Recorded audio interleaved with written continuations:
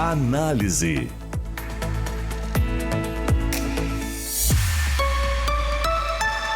Claudiane Weber. Bom dia, amigos da Rádio CDN, que nos acompanham na manhã deste sábado, 10 de dezembro de 2022. Está no ar o programa Análise. Nós vamos juntos até às 11h30. Nós temos a parceria de Cotricel. Há 65 anos, o amor pelo agro nos une e o cooperativismo fortalece nossa história junto aos associados e produtores rurais. Na técnica do programa de hoje, nós temos Fernando Barcelos. Você pode nos acompanhar pelo Rádio CDN 93.5 FM, pela TV Diário nos canais 26 e 526 da NET, também pelo nosso aplicativo do Grupo Diário ou também no player do nosso site. E na próxima semana também o programa fica disponível no YouTube do grupo. Hoje nós vamos tratar sobre a criminalidade aqui em Santa Maria e o índice de homicídios aqui no município. Por isso, hoje participa conosco, como convidado especial, o repórter do Portal BEI, Maurício Barbosa, que é quem está sempre por dentro, das notícias da área da segurança pública, e também o delegado regional de Polícia Civil, Sandro Meiners. Bem-vindo. Bom dia. Bom dia. Bom dia. A violência aqui em Santa Maria, ela cresce, e já ocasionou 62 mortes só este ano, inclusive foi a manchete, de um dos dias desta semana do jornal, feita inclusive pelo Maurício, a matéria especial. E dessas 62 mortes, nós já ultrapassamos o total de 2021, que foram 58, e nem terminamos o ano ainda, Então, realmente é algo que acaba preocupando bastante, e a gente tem que refletir sobre isso e tentar entender um pouco do porquê que chegamos a esse número, Para a gente iniciar, então, eu gostaria que o delegado nos trouxesse alguns dados, primeiro em relação à criminalidade, aos principais tipos de crimes que são cometidos aqui no nosso município, por favor. Bom, Cláudio, é um prazer estar aqui com você nesta manhã. E essa questão da criminalidade, é bom a gente esclarecer algumas questões para a população, porque as pessoas mensuram segurança pública pelo número de homicídios. As pessoas se assustam com o número de homicídios. E eu, por ter 23 anos de atividade policial, eu mensuro segurança pública não só pelos homicídios, eu mensuro mais até pelos crimes contra o patrimônio, e digo com muita propriedade isso, que o roubo muito mais me preocupa que o homicídio.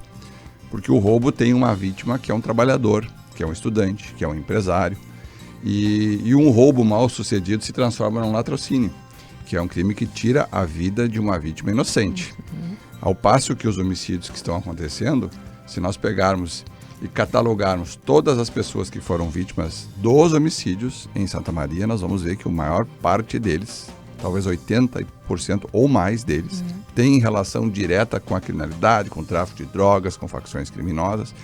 Então são pessoas que, eu costumo dizer isso quando eu falo, por exemplo, para o meio jurídico, agem com dolo eventual. Eles assumem o risco do que vai acontecer sobre a própria vida deles e da família deles quando eles se miscuem, quando eles ingressam em facções, quando eles passam a entrar e praticar atividades criminosas perigosas. E muitas vezes quem cometeu um homicídio se torna a próxima vítima também, porque acaba sendo perseguida quando é algo relacionado à facção pela facção adversária, delegado? Exatamente. O autor do homicídio, da tentativa de hoje é a próxima vítima, ou está no catálogo das vítimas, está na mira dos adversários, dos criminosos. Quando não existe alguma vingança da própria família, dos próprios comparsas, às vezes nem a facção, os próprios comparsas, os amigos, acabam tentando se vingar daquela situação. Então, obviamente que esse tipo de violência letal vai gerando mais violência letal, vai virando uma guerra entre os grupos criminosos, entre as pessoas. Então, essa é uma questão que eu gosto de pontuar antes de adentrar na questão dados. Se nós formos trabalhar hoje com dados estatísticos, nós temos que pensar em dois aspectos. Primeiro, um aspecto que preocupa bastante é o roubo a estabelecimento comercial, porque esse é um crime que ele coloca em risco não só a vida do dono da empresa, dos funcionários, mas também dos clientes. E agora nós estamos entrando numa fase do ano bem complexa, que é a fase das festas, onde a movimentação nas ruas, né, é muito grande, nos estabelecimentos também. Aumenta o fluxo, dificulta muitas vezes também de, mesmo os estabelecimentos que tenham segurança, cuidar e observar toda a movimentação, né? Claro, perfeito. E aí faz com que nós também, né, a gente foque muito mais nesse período do ano, nessa questão dos crimes patrimoniais, para dar essa resposta, tirar de circulação aquelas pessoas que estão roubando e trabalhar para evitar que novos roubos aconteçam, né? Trabalhar preventivamente com ações de inteligência. Então, o roubo a estabelecimento comercial, que é o primeiro que eu quero mensurar, ele está reduzindo. Nós estamos com números em queda comparados com o ano passado. E aí as pessoas, às vezes, gostam de dizer que os roubos só diminuíram por causa da pandemia. Isso não é a realidade. Talvez o roubo a pedestre reduziu por causa da pandemia, porque nós tínhamos uma circulação muito menor de pessoas em 2019 e 2020, principalmente no final do ano. Sim. Por quê? Porque os estudantes foram para casa. Nós temos uma população estudantil em Santa Maria imensa, talvez 30 mil pessoas circulam ou não, dependendo do período letivo que nós nos encontramos. Então, obviamente que aumentou a possibilidade, agora com a volta às aulas, desse crime aumentar. E nós tivemos um sensível aumento no roubo a pedestre. Se nós formos analisar, por exemplo, o roubo a estabelecimento comercial, esse está menor do que ano passado. Nós estamos com um indicador razoavelmente positivo e esperamos, né, já que todos os meses a gente tem tido 4, 5, 6 roubos, se continuar nessa linha, nós vamos terminar o ano com 15% a menos que o ano passado, que era um ano que tinha uma circulação menor. Eu já ia fazer uma parte no que o delegado está falando, né, porque chama atenção, tem ou não a ver com a pandemia, mas nós estamos retornando à normalidade, né, delegado? Então, o fluxo de pessoas nas ruas, trabalhando, estudando, voltou ao normal e segue em queda o número. Exatamente, Maurício. O Maurício conhece bastante, porque trabalha há muito tempo nessa área aí, então ele consegue analisar também a questão estatística e conhece um pouco dos fenômenos que fazem com que a criminalidade possa aumentar em alguns momentos do ano. Então, nesse período, a gente acredita que vai conseguir manter os roubos sob controle, a gente acredita que eles vão permanecer numa certa, vamos dizer assim, linha de razoabilidade. Gostaríamos que não tivesse nenhum, né? Mas sempre vai acontecer alguma coisa. Sim, até porque, né, nesse período também se intensificam, né, as ações em conjunto, né, de todas as forças de segurança nos pontos também que vocês sabem que tem também já mapeado com mais ocorrências, né? E claro, assim, uma coisa que é importante a gente dizer para a população, né? O policiamento, quando as pessoas veem a polícia na rua, seja a polícia militar, seja a polícia civil, isso tem um propósito, né? Tudo é pensado, tudo é planejado, né? Principalmente nesse último governo que está se encerrando agora, nós trabalhamos no programa RS Seguro. E nesse programa nós nos reunimos absolutamente todos os meses. É impossível não termos uma reunião, isso é um requisito obrigatório do planejamento estratégico da Secretaria de Segurança Pública e nós seguimos e nós já fazíamos ações conjuntas, já atuávamos integradamente, nós aumentamos muito mais a nossa integração nesse último período. E nós verificamos assim, quais são os pontos quentes, né? Quais são os pontos em que estamos tendo mais incidência sobre um determinado tipo de criminalidade, qual é o perfil do criminoso, qual é o perfil da vítima, quais são as ações que nós podemos empreender juntos, quais ações que cada uma das instituições tem a competência para tomar antes do crime, depois do crime, enfim, cada um dentro das suas atribuições legais, mas também pensando ações coletivas e conjuntas para dar essa resposta. Então, obviamente que a gente tem feito isso, está planejado isso e continuamos planejando para que nós tenhamos ações para combater essa questão dos crimes patrimoniais, o furto de veículo, o roubo de veículo, o furto a estabelecimento comercial, o furto à residência, que também tem uma tendência de aumentar no verão, porque as pessoas deixam suas residências mais sozinhas nesse período do ano. E a questão também da fiação, né? Tanto de luz quanto de internet, né? Também tem tido uma quantidade alta de ocorrências, né, delegado? Mas aí nós temos um problema. Esse mercado somente existe porque existe o receptador. Quem alimenta esse mercado clandestino, ilícito, são até empresários que têm estabelecimentos, pequenos ou grandes, que compram os produtos furtados, às vezes roubados. Aqui eu tenho um dado que, numa matéria feita em maio, né, teria esse dado bem alto, mas vocês realizaram diversas operações vistoriando, né, inclusive possíveis locais, né, e algumas, né, vamos dizer assim, tinham indícios, né, de receptação dos fios, né? Durante o ano nós fizemos algumas operações, afora aquelas situações pontuais, né? Quando a gente tinha alguma investigação que precisava ser realizada rapidamente, então ir lá diretamente no estabelecimento. E nós, em algumas operações, nós efetivamos várias prisões em flagrante, apreensões de algumas, até mais de tonelada de produtos. Isso mostra, né, que quem alimenta esse mercado clandestino é o receptador. Porque o furtador, o autor do furto, ele ganha uma pequena parcela, ele ganha pouco dinheiro, e a maioria dos autores desse tipo de crime são moradores de rua, são dependentes químicos, viciados em crack, e estão pelas ruas buscando alguma coisa para trocar pela droga ou para sobrevivência.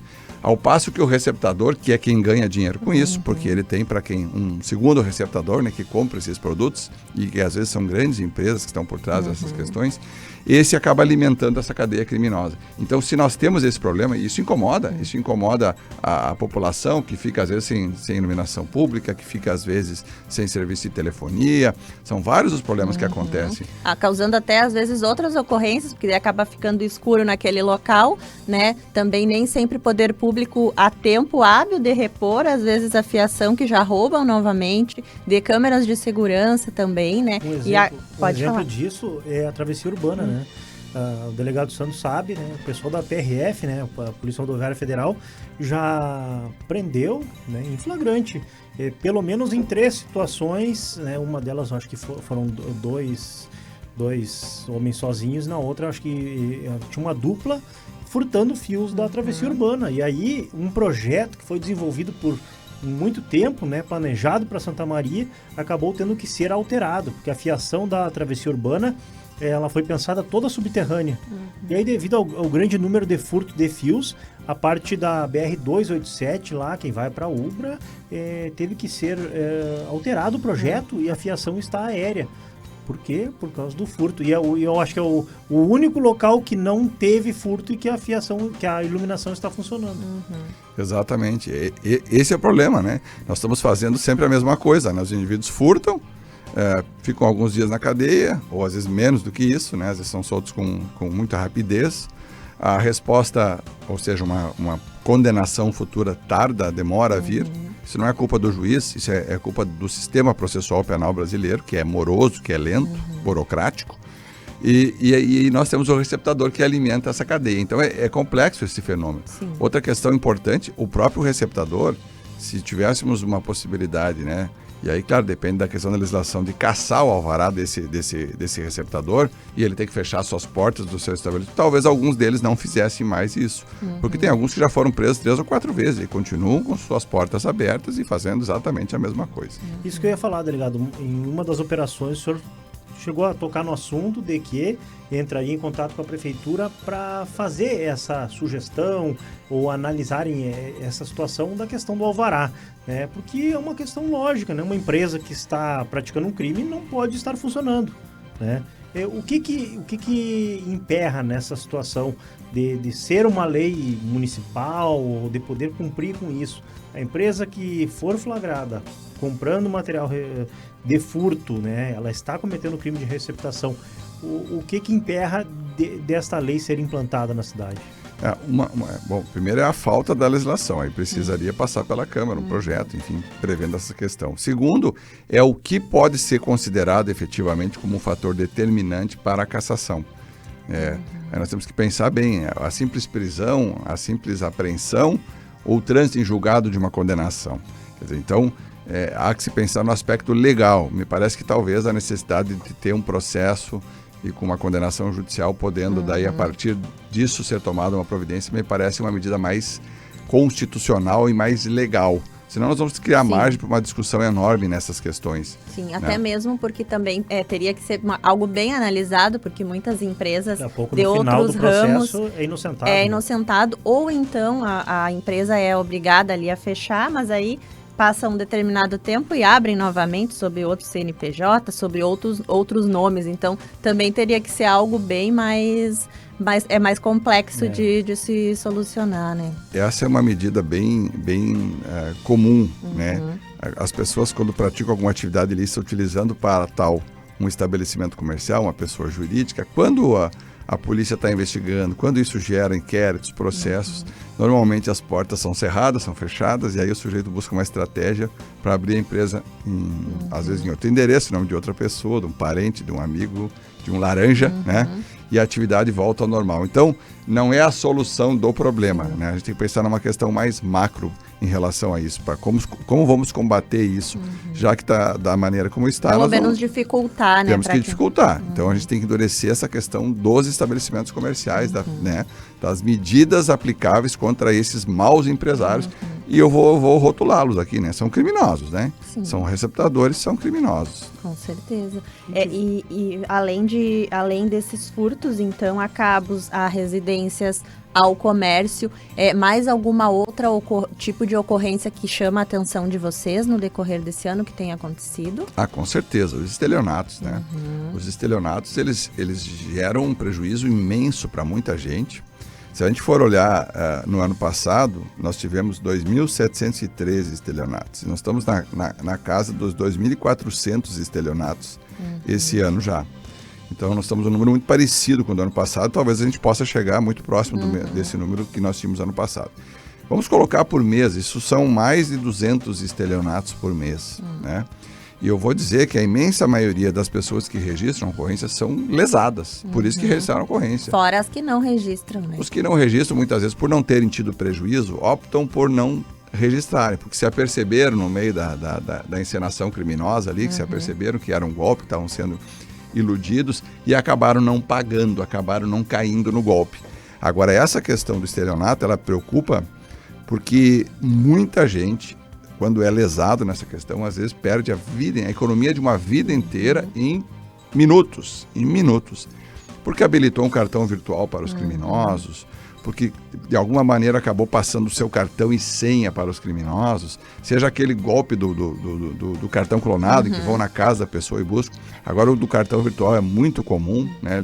Ligam como se fosse de uma central, de uma instituição financeira, de um banco, pedem para a pessoa digitar diversas informações ali no telefone. Na verdade, as pessoas estão fazendo o que quando estão digitando? Estão habilitando os cartões virtuais e estão passando essas informações para os criminosos, que depois que se apropriam disso, eles limpam, eles levam a economia inteira de uma pessoa. Sim, ou então, muitas vezes, acabam clicando, né, nos links e acabam abrindo espaço para que eles adentrem o sistema do celular, onde daí tem também, às vezes, aplicativos e senhas salvas, né? E um detalhe, Klaus, que é muito importante, as pessoas perdem muito dinheiro. Para vocês terem uma ideia, só a Delegacia do Idoso de Santa Maria foi fazer 3 operações no estado de São Paulo, na cidade de São Paulo, neste ano de 2022. Também estiveram em Minas, também estiveram em Cuiabá, também estiveram na região metropolitana, também estiveram no litoral catarinense, também estiveram na cidade de Passo Fundo, onde que vem lá os aplicadores dos golpes do bilhete premiado. Sim, porque no momento tudo começou lá, né, delegado? Tudo começou lá. Aonde? Em Passo Fundo. Passo Fundo. O golpe histórico, né, do bilhete premiado e onde a polícia foi inúmeras vezes para aprender e fazer investigações. E no momento que ocorre o crime aqui em Santa Maria e diversos, muitas vezes, a maioria das vezes é pela mesma fonte, né? Provém do mesmo local, do mesmo grupo de criminosos. Então, por isso que se dá muitas vezes a operação com a delegacia daqui de Santa Maria em outros estados, né, delegado? Perfeitamente. Aqui tem uma questão legal que faz com que isso seja possível.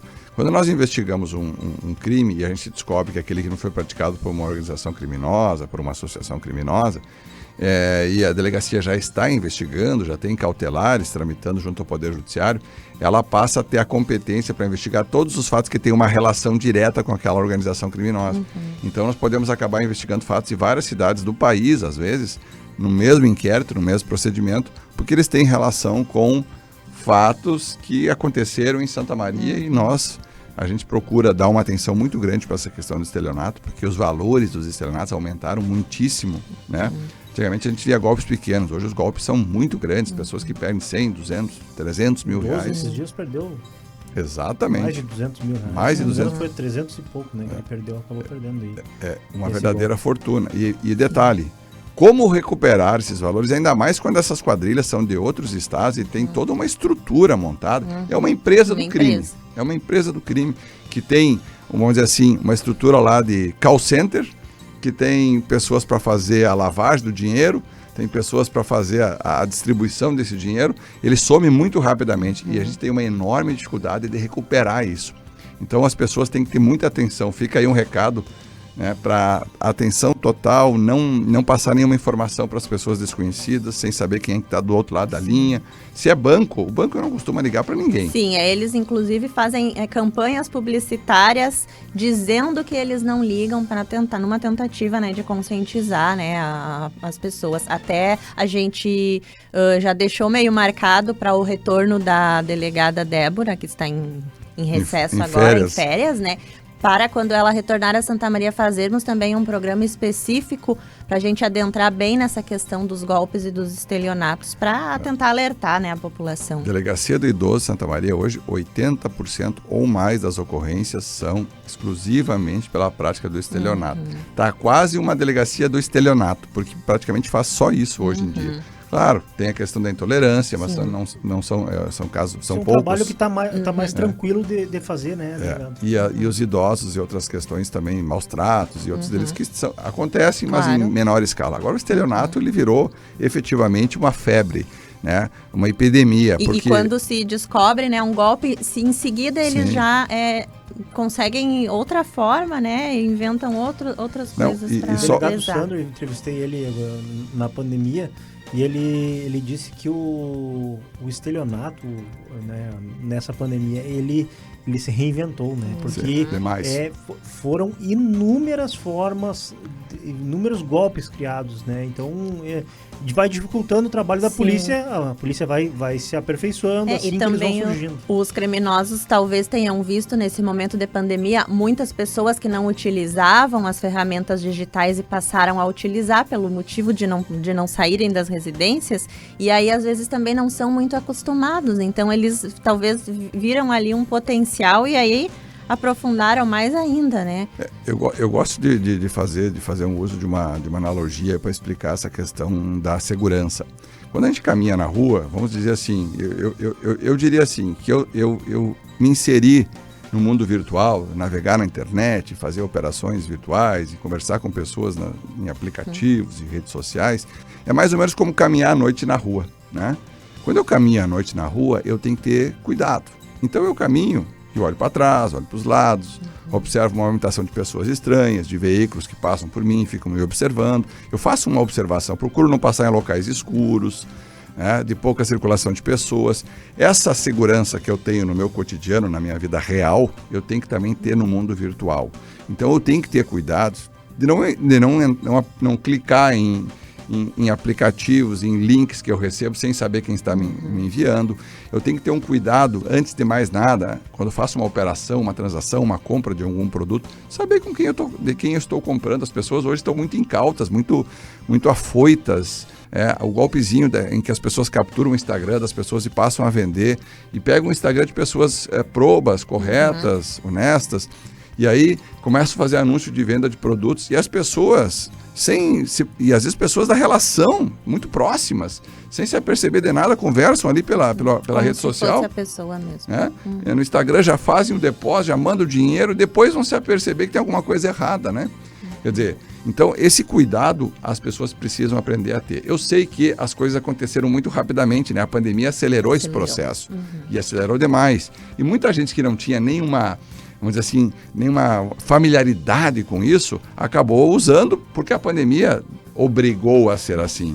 Agora as pessoas precisam aprender. É segurança digital, segurança no mundo virtual. Vamos colocar lá várias senhas, né? Em todos os aplicativos, não usar a mesma senha, não usar senhas simplórias, data de nascimento, número da casa, quer dizer, número de documento das pessoas, porque o criminoso, quando ele quer pegar alguma coisa, muitas vezes ele já chega na vítima com uma série de informações. Esses golpes, utilizando instituições financeiras e bancos, quando as pessoas entram em contato, elas sabem o número da conta, sabem o CPF da pessoa, sabe se a pessoa é casada, solteira, tem o endereço da pessoa, tem o telefone da pessoa. Então, essas informações informações, elas facilitam muito para que a vítima acredite nisso. Volto a dizer, eu preciso aprender a ter segurança digital. Certo. Conversa vai longe hoje, mas nós vamos ter que fazer um intervalinho. Perfeito. Tá? Nós estamos falando com o delegado regional de Polícia Civil, Sandro Myers, e com o repórter do Portal Bem, Maurício Barbosa, e o Análise já retorna. Cadeira gamer com internet com fibra que faz a casa brilhar. Sofá da avó pra torcer e curtir muito. Ponto de ônibus com a internet móvel mais rápida do Brasil. Cadeira de barbeiro e 5G da Claro é igual a arquibancada mais conectada do Brasil. Vem ser multi na Claro. Tá na Claro, tá na Copa.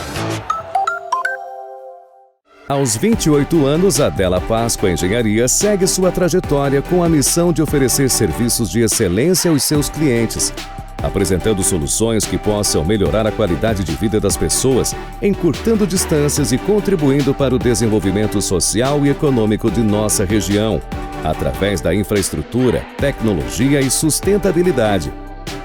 Della Páscoa Engenharia, há 28 anos transformando a cidade e região. Está de portas abertas em Santa Maria, a Excelência, clínica especializada na prática de quiropraxia. É ela que é responsável pelo tratamento da coluna e demais articulações sem a utilização de medicamentos. O tratamento quiroprático atua tratando a origem do problema. Pode ser aplicada a hérnia de disco, dores na coluna, dores musculares e dores em articulações. A Excelência está localizada na Central de Clínicas, Rua Pinheiro Machado, 2350. Agende sua avaliação. Quer elevar a sua autoestima? Chegou em Santa Maria a Clínica Estética Face Doctor, especializada em rejuvenescimento e harmonização facial. A clínica conta com atendimento especializado, que se destaca pela qualidade e sensibilidade com cada cliente. Oferece procedimentos não invasivos, como botox, ácido hialurônico, fios de sustentação, bioestimuladores de colágeno e lipo de papada. Agende uma avaliação e descubra qual o tratamento ideal para a sua pele. Na Rua Marechal Floriano Peixoto, 1357. Complexo Hospitalar Astrogildo de Azevedo. Centro de referência em saúde no interior do Rio Grande do Sul. Uma estrutura que integra o Hospital Astrogildo de Azevedo, a Policlínica Provedor Wilson Aita e o Hospital Alcides Brum, reunindo uma equipe multiprofissional e equipamentos de tecnologia de ponta para ser referência em múltiplas especialidades. A Clínica Inana dispõe de emagrecimento biortomolecular. Através do reequilíbrio químico do organismo e da associação de terapias injetáveis, podemos acelerar o metabolismo e ter um emagrecimento saudável. Para saber mais, nos siga nas redes sociais.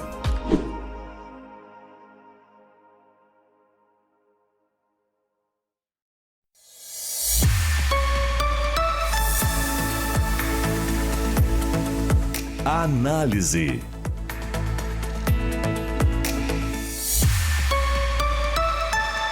Claudiane Weber.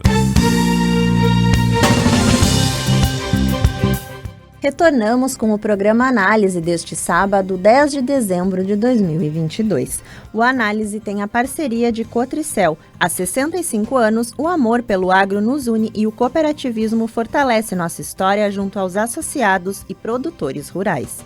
E nós seguimos conversando com o delegado regional de Polícia Civil, Sandro Myers, e também com o repórter do Portal Bem, Maurício Barbosa. No primeiro bloco, então, falávamos sobre os principais tipos de ocorrências, né, e de crimes registrados aqui no município no decorrer deste ano.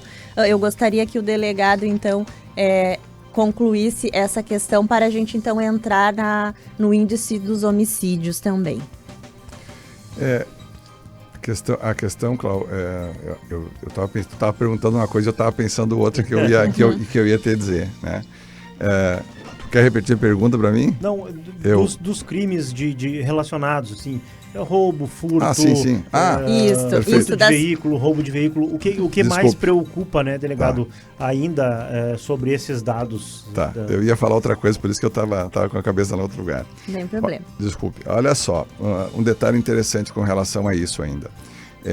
Um crime que a gente trabalhou muito esse ano para tentar dar uma modificada no panorama também é a questão do roubo de veículo, que é um crime que, embora o nosso número, se pensar a nível estadual, como eu acompanho o planejamento estadual de segurança pública, eu vejo que o nosso número aqui é muito pequeno perto de outras cidades de porte parecido com o nosso, né?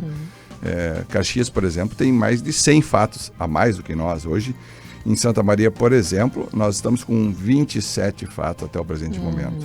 Enquanto que, se nós formos ver, Caxias deve ter mais de 140, Canoas deve ter por aí, Alvorada, Sapucaia, enfim, a região metropolitana, Pelotas tem um número muito maior. Então, quando a gente trabalha nesses dados estatísticos, e aí, porque vocês vão dizer assim, mas se nós temos menos, por que a polícia dedica esforço? Porque isso é um crime perigoso, né? O latrocínio que aconteceu esse ano, um deles, que um policial foi morto, aconteceu porque queriam roubar a caminhonete dele, que havia sido encomendada por alguém que estava dentro do sistema prisional e que encomendou para outros comparsas que eles achassem uma caminhonete, saíram à procura e fatalmente acabaram encontrando o policial, houve a reação Esse é o crime da Niederauer, né? Da Niederauer, é um fato gravíssimo, né? E que gerou até uma comoção muito grande no meio policial, por ser alguém que trabalhou com todos nós aí da Polícia Civil. Então, a gente dá uma atenção muito grande porque esse crime me preocupa.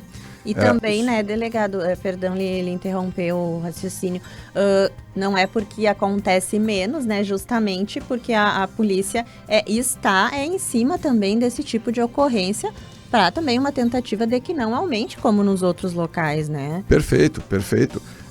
E como nós temos um número pequeno, nós investigamos absolutamente todos os fatos e investigamos com profundidade. Então, a maioria dos fatos que acontecem, a imensa maioria, nós elucidamos. Inclusive, a gente pode dizer que 20% dos registros de roubo de Santa Maria são fictícios. São falsos registros que têm propósito, na maioria das vezes, de iludir as seguradoras para receber o prêmio do seguro. Né? Então, a gente consegue dar essa atenção e a gente bate muito nisso. Além do roubo, também tem o furto de veículo. E aí, por que a minha preocupação com esse delito? Porque a vítima desse delito normalmente são pessoas pobres ou que têm uma condição financeira mais complexa. Para quem está nos escutando, só para o senhor diferenciar para nós, o roubo do furto, por favor. O roubo é quando alguém com emprego de violência, grave ameaça, ou de uma arma de fogo, por exemplo, leva o bem. Eu aponto uma arma, digo que é um assalto e levo o veículo, o celular, a carteira, um pertence da pessoa. Ao passo que o furto é uma coisa que é subreptícia, a pessoa não vê, ela quando vê levar a carteira dela, quando vê levar a bicicleta dela, levar a moto dela, levar o carro dela, ela não percebeu. Então, ele é uma subtração sem nenhuma forma de violência, né? Pode até ter o arrombamento, mas não violência contra a pessoa, pode ser contra a coisa, né? E no furto de veículo, quem é a vítima? Quem é dono de um carro velho, porque esse carro velho é fácil do criminoso conseguir abrir a porta, fazer uma ligação direta, usar uma chave micha, usar uma chave falsa e levar o veículo. Pouco sistema de segurança. Exatamente. E a questão das motocicletas. E aí afeta o trabalhador, às vezes o motoboy, aquele que precisa da moto como instrumento de trabalho ou para ir para o trabalho.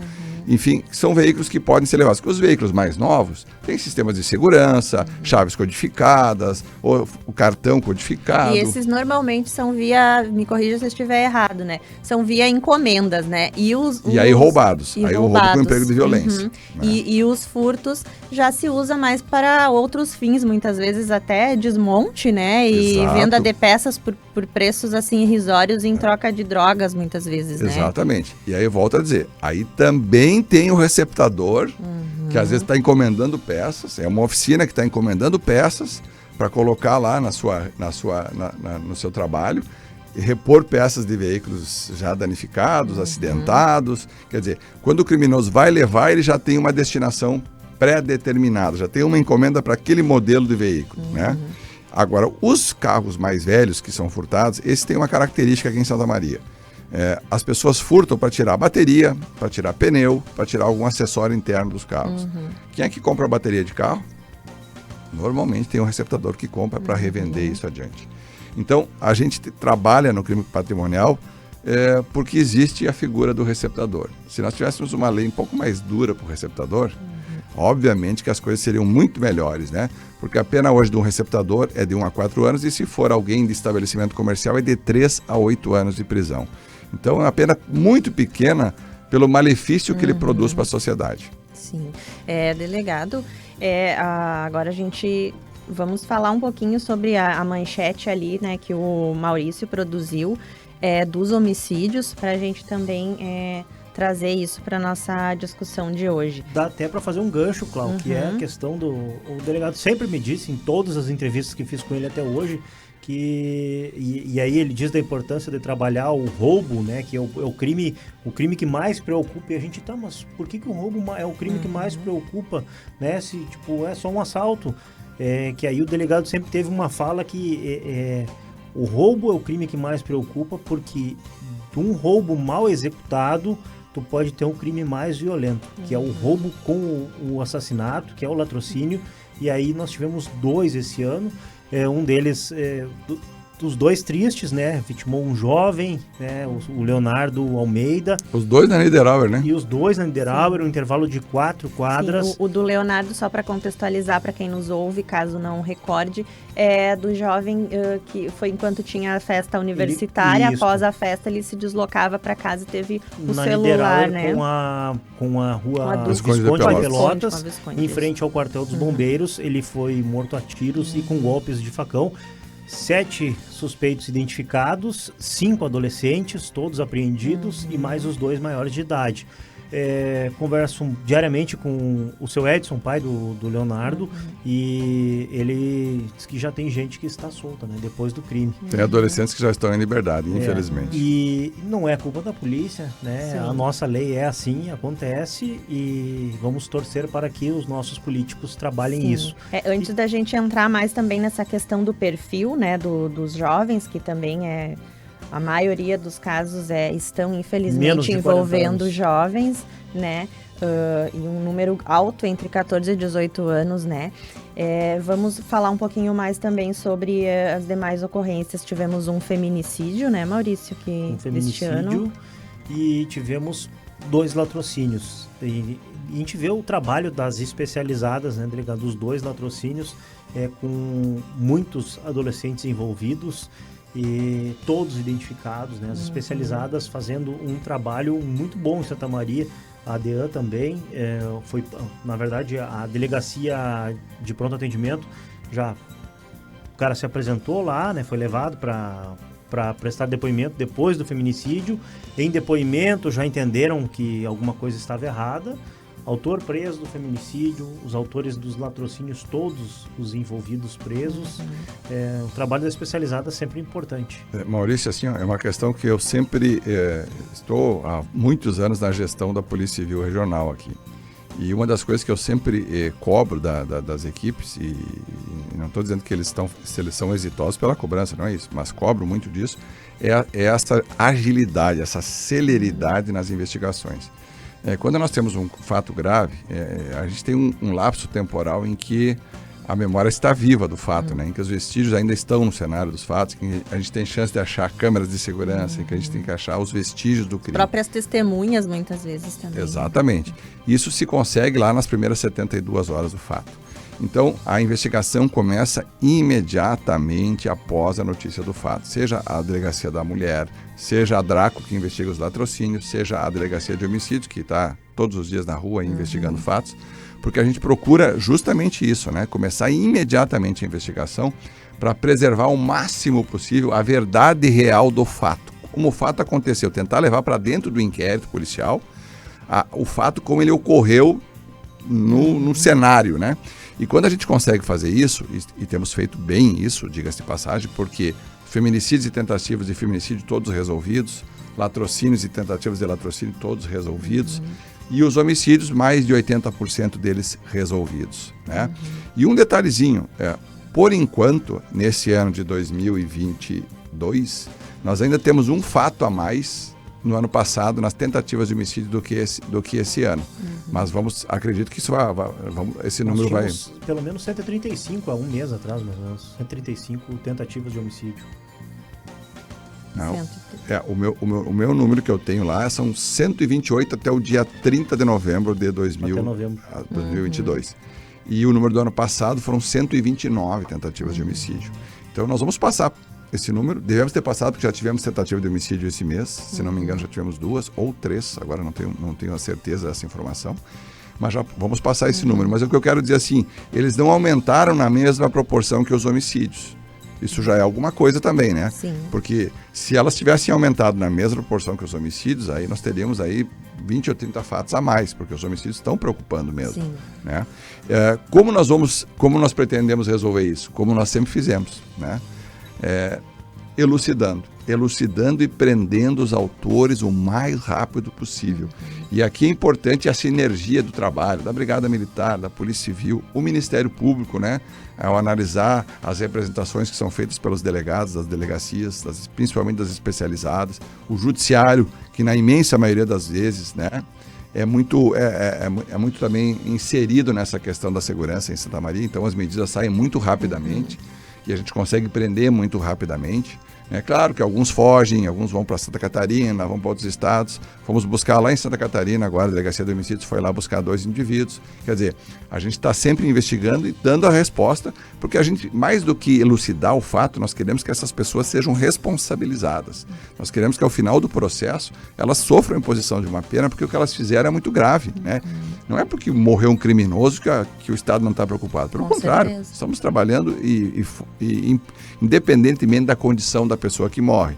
Agora, obviamente, há que se dizer para a população, quando temos muitos homicídios, aumentou a violência, não quer dizer que aumentou a violência do município. Aumentou o conflito das gangues, dos grupos criminosos, das facções criminosas. Sim. Delegado, nós estamos perdendo, nós estamos com 62 assassinatos, né? Estamos no 4º ano com o maior número de crimes da década ou da história de Santa Maria. Acho que da história, Maurício. Em 2017 foi o nosso recorde de 70 assassinatos.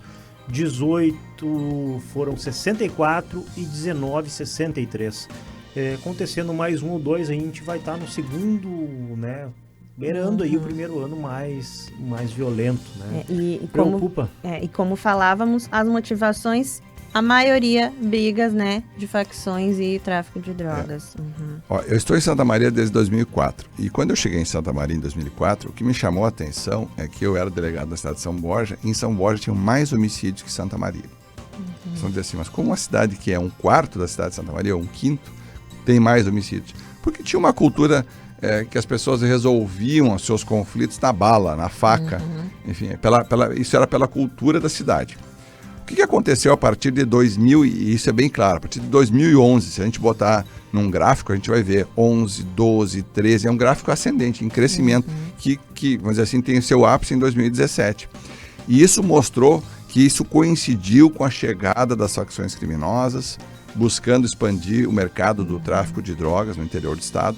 As facções estagnaram, entraram em litígio na região metropolitana e resolveram abrir novos campos, né, novos mercados. Exatamente. E aí migraram. As maiores cidades foram as que receberam primeiro essa chegada. Muito proporcionada também, porque no sistema prisional, há um tempo atrás, era muito comum transferência de presos da região metropolitana para o nosso sistema prisional local, que tinha, vamos dizer assim, sempre uma sobra de vagas, ao passo que lá sempre foi um sistema convulsionado, né, superlotado. Então isso ajudou o fenômeno migratório das facções para o interior, que vieram para cá e começaram a fazer alianças, cooptar pessoas para trabalharem. Aí veio uma facção, vem outra, e aí começam as brigas entre essas facções. Os grupos locais se organizaram para fazer frente a essas facções. Uns se aliaram, outros não se aliaram.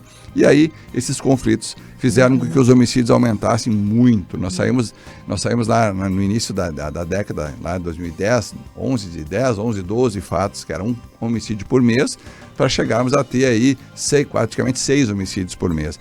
E isso fruto dessa violência que veio de fora, foi importada, né? Não estava aqui, não é daqui. E muitas das pessoas que estão praticando esses crimes, inclusive, nem são daqui, são da região metropolitana, vêm aqui para executar alguém, ou vêm aqui para traficar drogas. E aí, Cláudio e Maurício, tem uma coisa importante. Por que Santa Maria é interessante para as facções? Porque nós temos um mercado consumidor de drogas imenso em Santa Maria. Se consome muita droga. E o consumidor da droga é o financiador dessa violência. É ele que financia esse mercado. É ele que faz com que eles tenham cada vez mais armas, que eles expandam seus negócios. E nós temos uma população em Santa Maria, seja por ser bastante jovem também, mas não é só isso, que consome demais maconha, cocaína, drogas sintéticas. E isso faz com que cada vez mais haja interesse na nossa cidade pelas facções que cada vez são mais violentas e perigosas. Sim, vê-se também pela quantidade de apreensões, né, de drogas também aqui na nossa região, né, nas rodovias, né, tem aumentado bastante também. Eu não tenho aqui o dado exato, mas tem aumentado bastante. A gente tem visto bem mais também apreensões, né. E Santa Maria, além de ser um mercado consumidor, se eu fosse pensar numa questão logística de mercado, ela tem uma posição privilegiada no mapa do estado. Então, muita droga vem para cá para ser redistribuída. E se nós formos pensar num outro aspecto, nós estamos na metade do caminho entre as fronteiras e a região metropolitana. Então, muita coisa passa por Santa Maria. E tem pessoas de Santa Maria inseridas. Então, drogas chegam aqui, armas chegam aqui e são destinadas para outros locais. Então, essa violência que vem junto com esse mercado, porque as facções são violentas, elas vão eliminar os seus desafetos, os seus adversários, os seus concorrentes, matando-os, né? Então, essa é a questão que preocupa, né? Porque traz uma violência e sempre vai ter algum efeito colateral.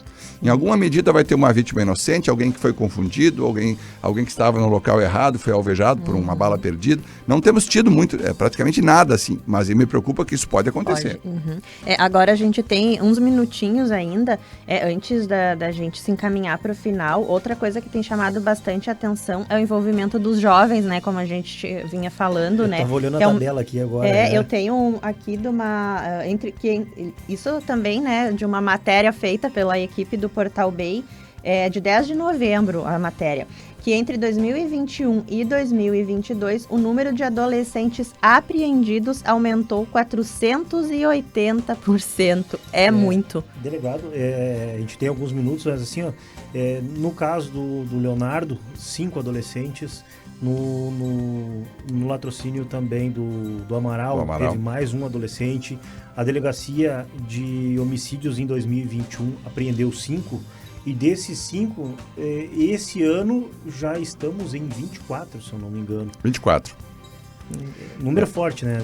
Exatamente. Cada vez mais a gente vê os adolescentes inseridos nesse mundo da criminalidade. Duas coisas são, acho que, determinantes para isso. Primeiro é que grande parte desses adolescentes envolvidos no crime, eles são da periferia da cidade, são pessoas que não estudam, que não trabalham, que não têm nenhuma qualificação. Muitas vezes já vem de uma família desestruturada ou até mesmo envolvida dentro do próprio crime. Muitos deles filhos de pais traficantes, pais assaltantes, né? Famílias desestruturadas, o pai preso, a mãe envolvida em outras ilicitudes. Em práticas criminosas. Então, famílias desestruturadas, que os jovens não vão para a escola, não estudaram, não tem muita possibilidade, perspectiva na vida, acabam sendo uma mão de obra fácil de ser cooptada. E também pela questão das próprias sanções, né, aos jovens, né? Aí que tá o detalhe, Cláudio e Maurício. A questão é o Estatuto da Criança e Adolescente, a meu juízo. Eu sou contra a redução da maioridade penal. Isso não vai resolver o nosso problema.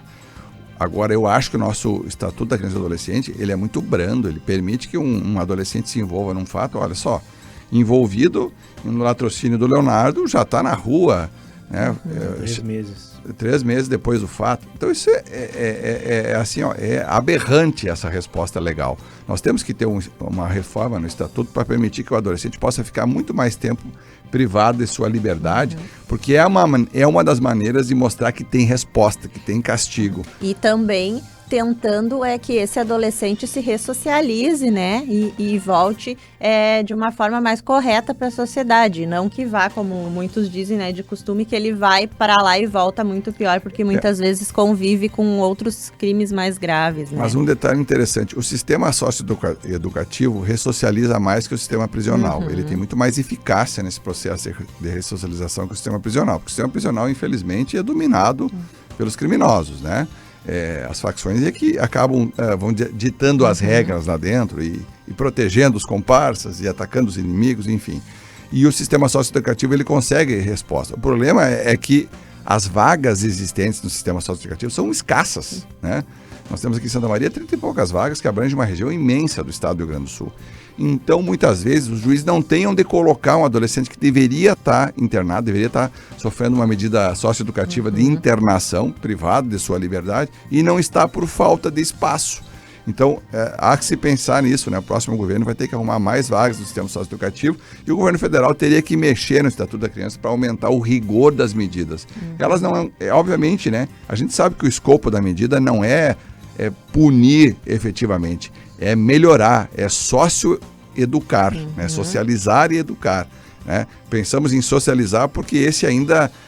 o preso é ressocializado, ou deveria ser, né? Sim. Enquanto que o adolescente vai ser socializado e educado para conseguir conviver em sociedade. E até também por questões do própria formação da identidade e personalidade, né? O jovem está numa fase mais favorável, onde ele pode, através de uma educação, de outros ensinamentos, vir a mudar sua conduta, muitas vezes diferente de alguém mais velho, já dificulta um pouquinho também, né? Mas aí nós precisamos, para mudar esse cenário, investir em educação, investir em políticas públicas para evitar que esses jovens acabem se inserindo, acabem sendo arregimentados e vão trabalhar em facções, para que eles tenham outra oportunidade, outros mecanismos que atraiam eles para outras atividades, seja lazer, seja esporte, seja a educação, tem que se pensar. Isso compete aos poderes públicos municipais, estaduais e ao próprio governo federal, né? Porque sem dinheiro ninguém faz nada, então é importante o governo federal ser um fomentador, um financiador de políticas públicas nacionais. Porque o problema não é só de Santa Maria, isso é um problema do Brasil geral. Todo, né? E os adolescentes, Cláudio, eles têm uma ideia da falta de consequência para suas ações, né?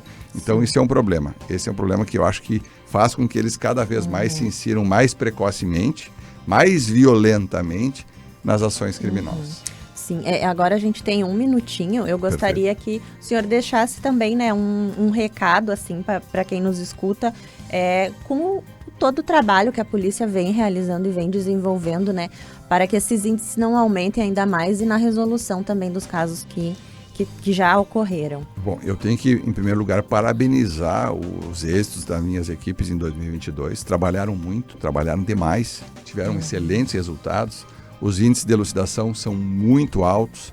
Nós estamos com as delegacias saneadas, nós temos poucos procedimentos antigos em tramitação. A gente consegue ter uma resposta eficiente e célere. Isso é muito importante. Então, se a gestão está muito bem, é porque o grupo de trabalho está fazendo um excelente trabalho.